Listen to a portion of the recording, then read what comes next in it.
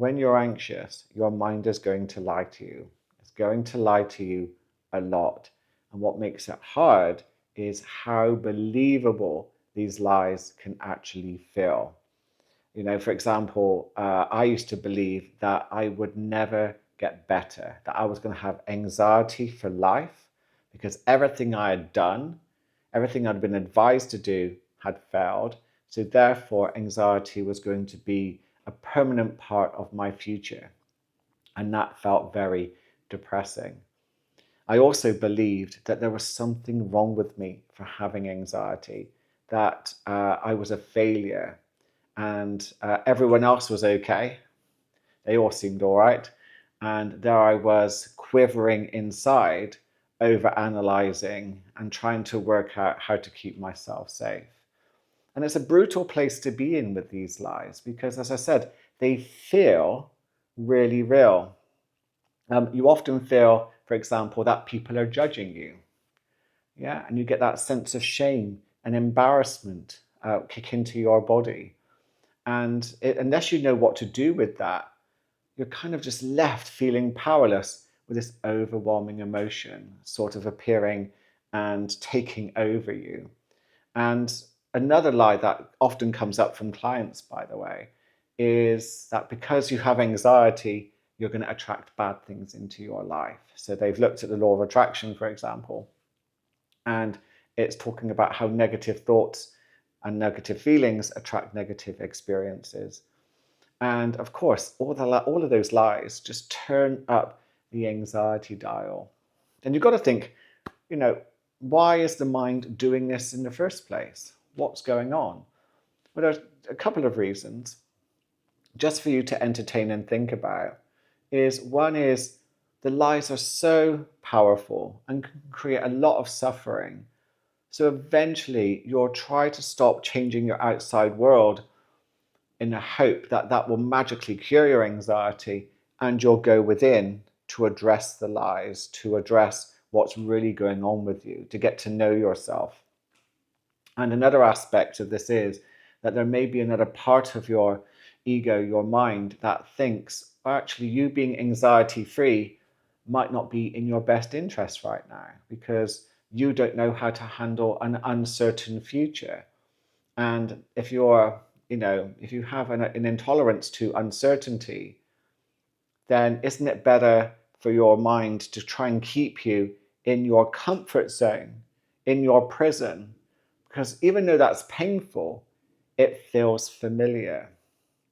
And that's just two examples of what might be going on with your mind, with the larger, the bigger picture, to keep you where you are until you actually deal with the problem deep within. And going back to the believability of lies and how they feel, I think it's an important reminder to recognize that feelings are a terrible indicator of the truth. An example I like to give my clients, because it makes us all laugh, is when I used to go to the swimming baths, I would swim towards the deep end and the water becomes very dark blue and you can't see the bottom. And then I would hear in my mind, dun, dun, dun, dun, dun, dun, dun, dun, dun, dun, every time. And despite all rational rhyme and reason, despite logic, I was a child, so it would have been harder then. I would be swimming back out of that deep end as fast as I could, because somehow my brain was tricking me into believing Jaws had swam through the pipes and was now somehow stalking people at the bottom of the pool. And I felt that to be true. It felt really real despite what was going on inside my head. And it's a really good reminder that your feelings can be a terrible indicator of the truth. And I just wanted to address another, one of the main lies from anxiety. And that's that you're not normal for having it. And I really did believe that about myself. I really was so critical and judgmental about why can't I just get my act together? Why can't I just socialize or travel normally? Why has it got to be such a big deal? What's wrong with me? And again, we've got to remember the key message of anxiety. Anxiety is a completely normal response to the way that you are forcing yourself to live. We did not evolve to live the way that we're trying to make ourselves live. And I talked about it in a previous video. But one thing you can begin to do to help yourself is to start investing in your mind, in your body, in your heart and purpose. And just a quick recap, but investing in your mind is investing in knowledge, getting to know yourself, investing in expanding your worldview. Very important, very important. Otherwise, if we're not experiencing new things and new thoughts, then we're just repeating our thoughts from yesterday, which leads to a life that can feel like a bit like Groundhog Day. So investing in your mind and expanding your knowledge, expanding your point of view, expanding yourself with experiences, it's very powerful. And with your body, investing in your body really comes back to what you eat, what you drink, how you stretch, how you move, how you sleep. Very important, but often neglected terribly in our lifestyle these days. And heart is our connections. Investing in your heart is your connection with yourself. Most people watching this video can even say their name and I love you. Like I can say, Paul, I love you. Yeah, not in an egotistical, inflating way, but in a truly appreciated, unconditional, Paul, I love you. I've done the work and it feels good. But most people watching this couldn't even say that because their minds have been conditioned into a lack of love and self-acceptance. But when you change your relationship with yourself, it changes your relationship with the people around you. And it's a completely different experience, but most people haven't invested in that just yet. And then we've got purpose. And again, it comes back to what is your purpose? What are your values? Who are you? And do you have a higher purpose? A higher purpose that when you recognize and connect with something much bigger than yourself that you're part of, then again, it doesn't become all about you. And investing in these 4 areas, you begin to holistically look after yourself. Because the thing about anxiety is, another big trick is if you just change the way you think, then you're going to suddenly be okay. And that's how sometimes overthinking happens, isn't it? If you think that magical thought, then suddenly you're going to just suddenly have that weight lifted off your shoulders and you can just relax. You can suddenly find safety by finding that elusive thought, which doesn't even exist. But that is a trap of the mind. To be free of the lies your mind will tell you about anxiety, there are a number of things you can actually do. Number 1, I would start to practice mindfulness meditation. I know that for some of you are thinking, oh God, I don't want to go and do that. But that's just your ego trying to avoid you actually getting better. I promise you that you can learn to meditate. And on this channel and on the Mindset Change podcast, I've created 5-minute meditations to help you. Just begin to separate yourself so you can observe the lies of your mind. You can observe your ego. Because when you are too close, so there's your ego, there's your mind, and there's your awareness, your consciousness. If it's too close, you can't see the lies in your mind. But the more you begin to create distance and become the observer, it's in this space that you have room for growth. It's in this space that you can begin to see the truth and break through the illusion of what your mind is spinning to try and get you to believe what it's saying. So practice some form of mindfulness. Listen to my 5-minute meditations and begin to expand upon that. And something I would say to this as well is it's very easy to go, oh, I've got to meditate. I've got to do this. I've got to do that. Well, that's the ego creating more resistance.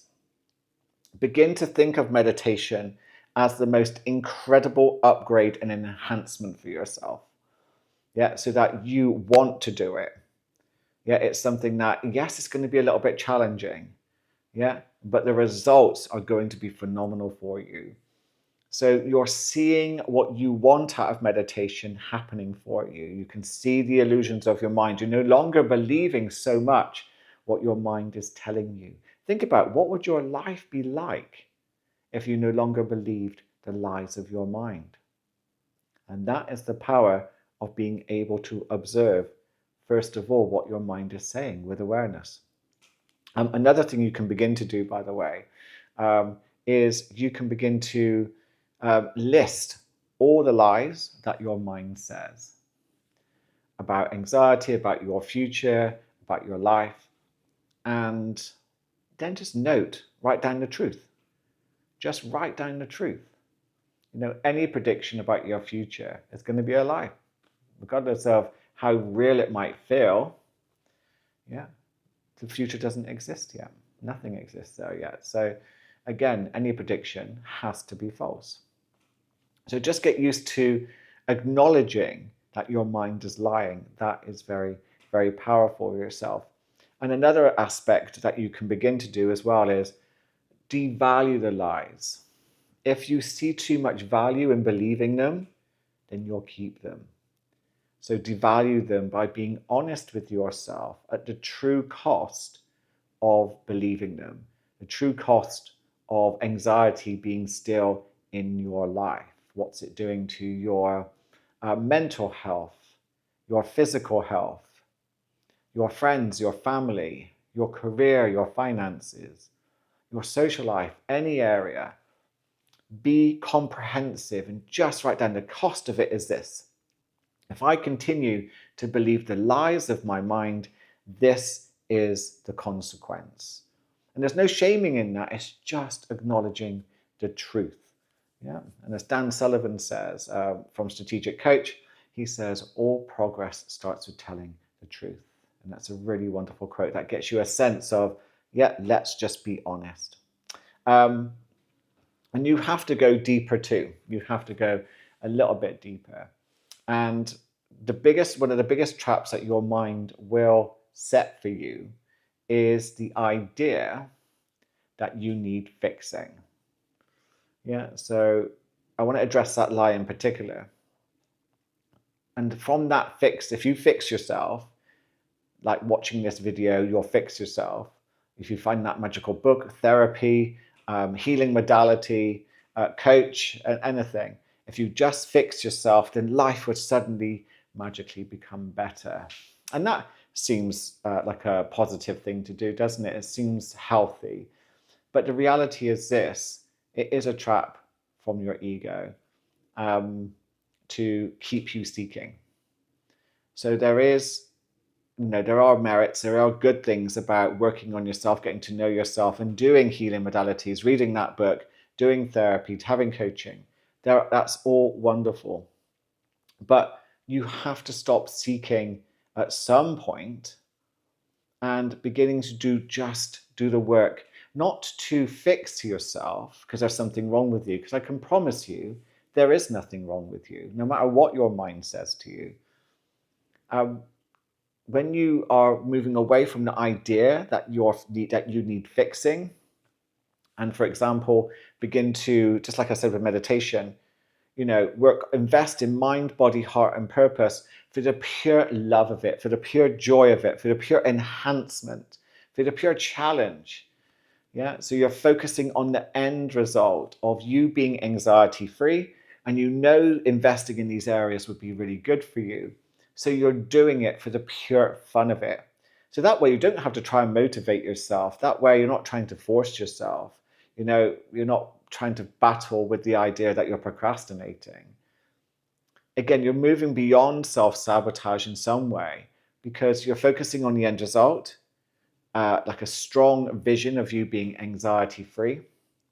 And then you're looking at, what investments can I make in myself, in mind, body, heart, and purpose, to calm the nervous system right down, so that I can, improve my quality of life at the same time and live the life that I truly want to live.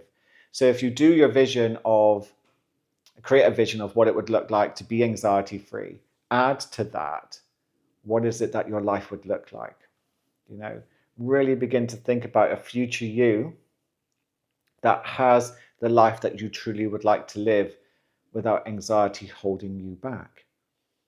And let that be the end result. I choose, you could say it to yourself, I choose, to live my highest form of life, highest version of life, being anxiety free. And this is what it's going to look like. And then from that, begin to do the work on the investments because you want to, not because you feel forced to, because that's just going to get you to go backwards, but because you really would like to. You see, again, with all therapy and coaching and self-help books, self-improvement modalities, healing modalities, a lot of it comes from the idea that you need fixing. And you don't. You don't need fixing. In fact, I'll give you a little challenge in a moment.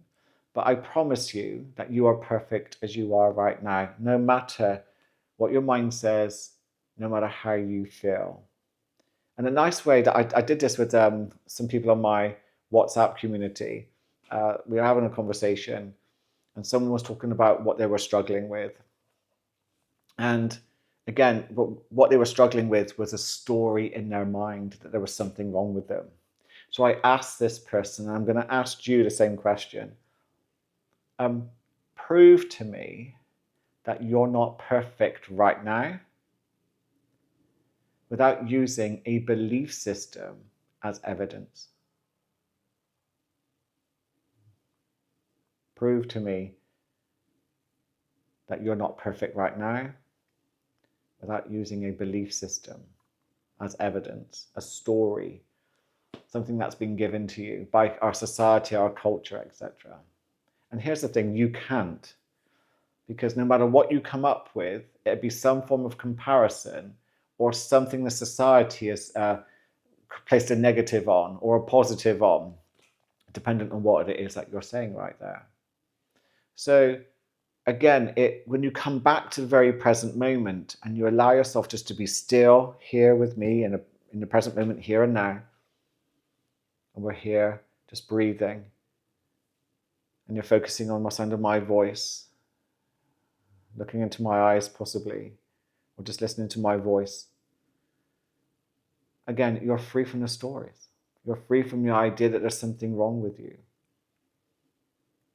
And the beauty of this state of mind is that you don't have to try to fix yourself. There's not a problem to solve. And what brings me back to that wonderful question from Locke Kelly, which is, what's here right now? Who's here right now when there are no problems to solve? You might get a sense of that peace and stillness before your mind tries to jump in with various problems to solve, which includes you. You're a problem to solve according to your mind. Yet your life is a problem to solve according to your mind, and it will make that its mission and it will never stop. And the thing is, whilst it's doing that, you don't have to get involved. You can lead from a pure place of consciousness. Your mind is like Netflix, if you like. Other TV streaming things available, of course, but let's use Netflix as an example. When you switch on Netflix, it's going to try its best to get your attention using thumbnails of TV shows that will go into autoplay to try to get you to watch them. Yeah, and they're very dramatic. It knows what will trigger you. And that's what your mind does. It's beautiful in lots of ways. It's just what it does.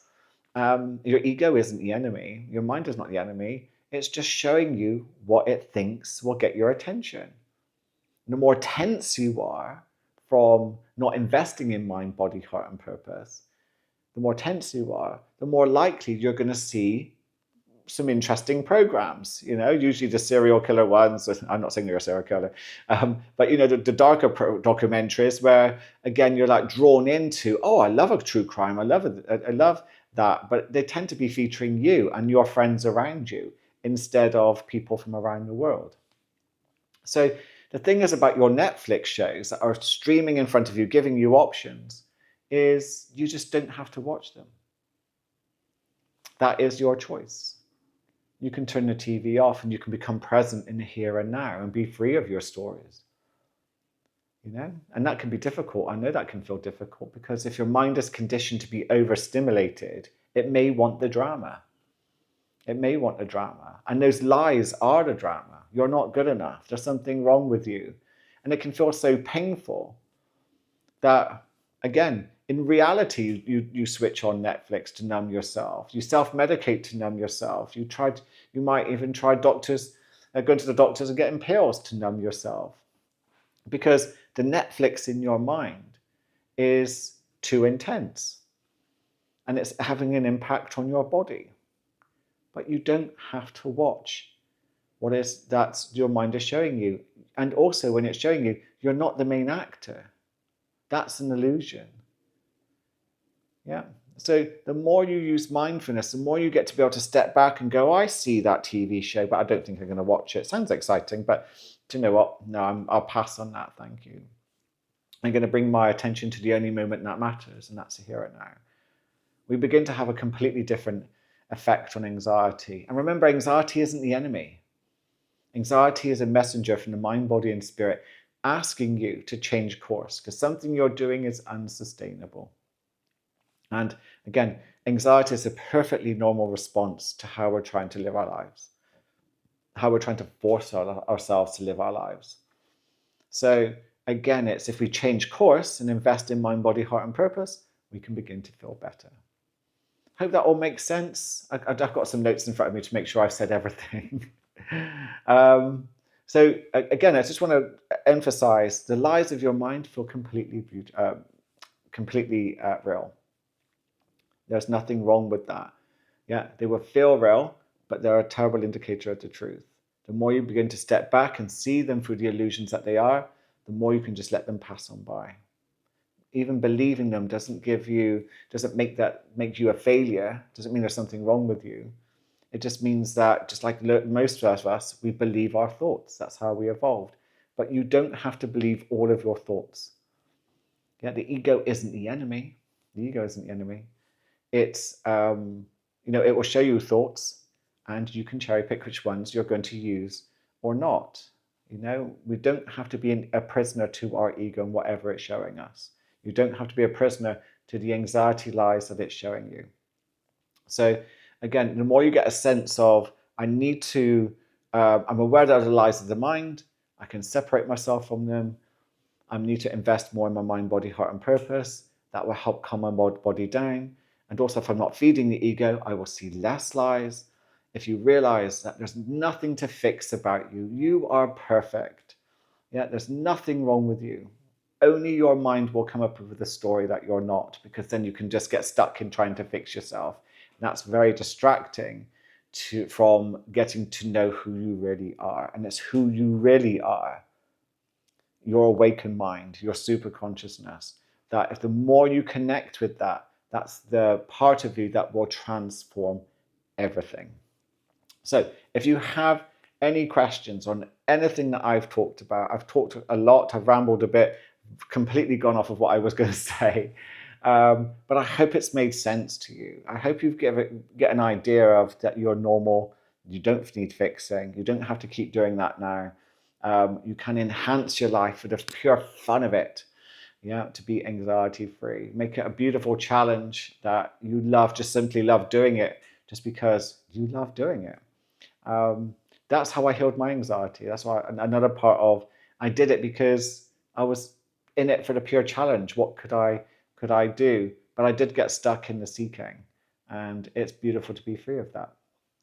So any questions, please let me know, and your comments would be really welcome. Let's have a conversation, an open conversation about anxiety, and let's just see what happens from there. And I'll catch you in the next video. Please subscribe. I've got to say that. Please subscribe so you get to see the next video. That'd be really nice. Thank you.